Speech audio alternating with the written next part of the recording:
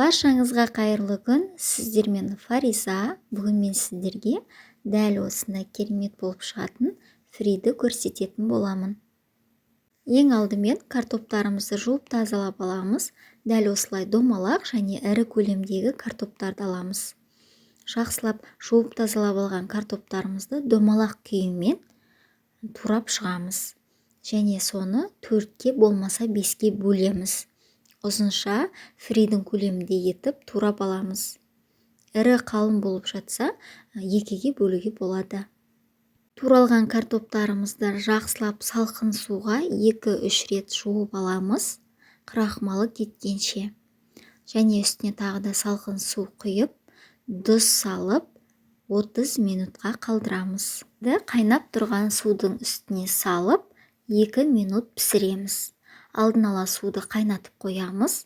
Қайнап тұрған судың үстіне картоптарымызды салып, тұзымызды салып, араластырып қайнатамыз. Мінекей, осылай қайнаған кезде есептейміз 2 минутты. 2 минут бізге жеткілікті. Себебі картопымыз пісіп кетеді. Осылай сүзіп аламыз.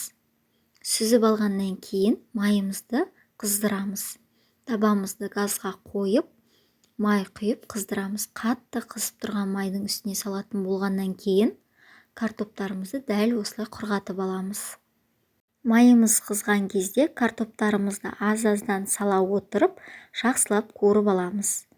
Қатты араластыра беруге болмайды, себебі біздің картоп жартылай пісіп тұр, кішкене езіліп кетуі де мүмкін. Неге дәл осылай әдемі қылып қуырып аламыз. Менде бірінші кішкене қызылдау болып пісті, екінші салғаным ақшылдау қылып аламыз. Ал қызыл түске енген кезде алсақ бізге болады. Себебі картопымыз тез піседі. Неге дәл осындай түске енген кезде ала берсек болады. Уайымдамаңыздар, картопым піспей қалады, фриім әдемі шықпайды деп уайымдамаймыз, себебі біз картопты жартылай пісіріп алдық.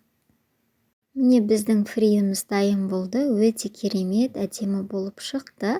Балаларыңызды қуантып, үйде осылай дәл осы рецептпен жасап көріңіздер, сүйсініп, қуанып жейтін болады. Сіздермен болған Фариза. Ас болсын. Менің каналыма тіркеліп, қоңырау белгісін баса кетіңіздер, және де сіздер қалай жасайсыздар, өз ойларыңызбен бөлісе отырыңыздар. Ас болсын.